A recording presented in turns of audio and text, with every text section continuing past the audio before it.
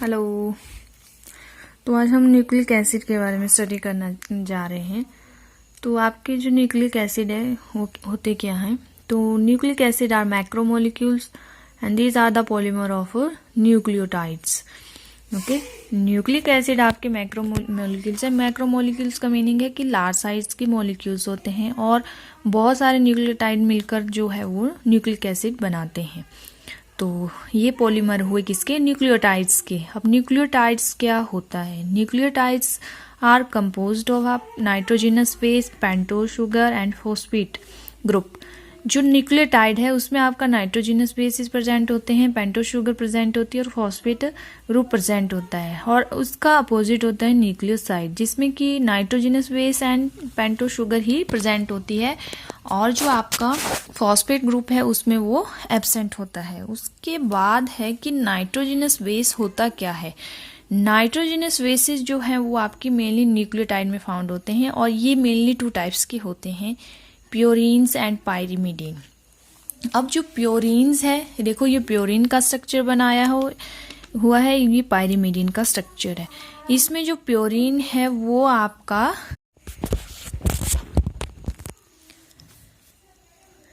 ये प्योरीन का स्ट्रक्चर है और ये पायरिमिडीन का स्ट्रक्चर है। प्योरीन्स में टोटल नंबर ऑफ जो एटम है वो टोटल 9 होते हैं। ठीक है, मतलब कार्बन के एटम होते हैं और नाइट्रोजन के, वो दोनों आपस में कितने होते हैं? टोटल 9 होते हैं। इसमें से जो नाइट्रोजन के एटम है वो ओनली 4 होते हैं, 1 2 3 4, और बाकी आपके कार्बन एटम होते हैं। और ये डबल स्ट्रक्चर है। ठीक है, डबल रिंग है ना, इसमें डबल रिंग स्ट्रक्चर है। और इसकी एग्जांपल आते हैं आपके एडेनिन और ग्वानिन। अब इसका अपोजिट है आपका पायरिमिडीन। उसमें क्या होता है देखो, ये एक तो सबसे पहले सिंगल रिंग स्ट्रक्चर है और इसमें नंबर ऑफ जो कार्बन एटम है वो 6 होते हैं टोटल। उसमें से जो 2 होते हैं आपके नाइट्रोजन एटम और 4 होते हैं आपके कार्बन एटम। और सिंगल रिंग स्ट्रक्चर है। इसके एग्जांपल है cytosine, thymine, uracil and uracil. अब जो नाइट्रोजनस बेसिस हैं डीएनए में वो होते हैं एडेनिन, थायमीन, ठीक है, और साइटोसिन और ग्वानिन। अब जो आरएनए है वो उसमें होता है आपका एडेनिन और थायमीन को रिप्लेस करता है आपका यूरेसिल, और साइटोसिन और ग्वानिन प्रेजेंट होता है आरएनए में। उसके बाद आता है आपका पेंटोज शुगर, जो कि जिसमें 5 carbon monosaccharides are found in nucleic acid, उनको बोलते हैं पेंटोज शुगर। जो आरएनए कंटेन करता है वो राइबोज शुगर है। ठीक है, आरएनए की जो पेंटोज शुगर है उसका नाम है राइबोज शुगर, और डीएनए में जो शुगर प्रेजेंट होती है आपकी वो डीऑक्सी राइबोज शुगर प्रेजेंट होती है। इन स्ट्रक्चर बनाए हैं राइबोज की और डीऑक्सी राइबोज की। देखो दोनों का स्ट्रक्चर सिमिलर है, लेकिन यहाँ पे, ठीक है, मतलब यहाँ पे जो है वो 1 ऑक्सीजन जो होता है यहाँ पे कम होता है। ठीक है, तभी डीऑक्सी राइबोज। उसके बाद आता है टाइप्स ऑफ न्यूक्लिक एसिड, जो मेनली 2 टाइप्स के होते हैं, डीएनए और आरएनए। डीएनए की फुल फॉर्म है डीऑक्सी राइबोज न्यूक्लिक एसिड और आरएनए की फुल फॉर्म है राइबोज न्यूक्लिक एसिड। तो फर्स्टली हम डीएनए का स्ट्रक्चर के बारे में पढ़ेंगे। तो डीएनए क्या है? DNA is polymer of deoxy ribo nucleotides. ठीक है, डीएनए जो है आपका वो भी न्यूक्लियोटाइड है और किसका पॉलीमर है? आपका डीऑक्सी राइबो न्यूक्लियोटाइड्स का। मतलब कि बहुत सारे डीऑक्सी राइबो न्यूक्लियोटाइड आपस में मिलके आपका डीएनए फॉर्म करेंगे। अब जो अक्रेंस है डीएनए की वो कहाँ कहाँ होती है? मोस्टली डीएनए आपका लिविंग सेल में प्रेजेंट होता है और लिविंग सेल के न्यूक्लियस में प्रेजेंट होता है। और जो आपके सेल ऑर्गेनेलिज हैं उसमें भी होता है। कौन कौन से? माइटोकॉन्ड्रिया के और क्लोरोप्लास्ट में प्रेजेंट होता है आपका डीएनए। जो 2 साइंटिस्ट थे वॉटसन एंड क्रिक, इन्होंने बी मॉडल ऑफ डीएनए दिया है, या उसको डबल हेलिकल स्ट्रक्चर बोला जाता है।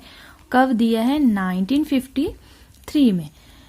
और 1969 में इस स्ट्रक्चर के लिए इनको नोबेल प्राइज भी मिला है। तो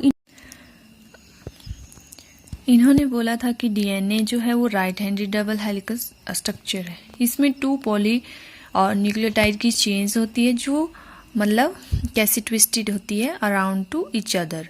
अब इसमें 2 स्ट्रैंड होते हैं जो कि एंटी पैरेलल होते हैं एक दूसरे के, मतलब 1 strand run in 5 primer to 3 primer direction, other runs 3 primer to 5 primer and direction की तरफ मूव करेगा, तब ये दोनों स्ट्रैंड आपस में एंटी पैरेलल है। तो फिर आता है कि each polypeptide chain is formed of large number of nucleotides which are interlinked by phosphodiester bond. जो मतलब पॉलीपेप्टाइड चेन है वो लार्ज नंबर में न्यूक्लियोटाइड्स को फॉर्म करती है और वो आपस में इंटरलिंक होते हैं फॉस्फोडाइएस्टर बॉन्ड के थ्रू। तो ये रहा आपका डीएनए का स्ट्रक्चर, ठीक है। तो उसके बाद इसमें बोला है कि जो नाइट्रोजनस बेसिस है, जो एडेनिन, थायमिन, साइटोसिन, ग्वानिन, वो आपस में इंटरलिंक होते हैं थ्रू हाइड्रोजन बॉन्ड। और बैकबोन ऑफ डीएनए कौन है आपकी? Sugar phosphate.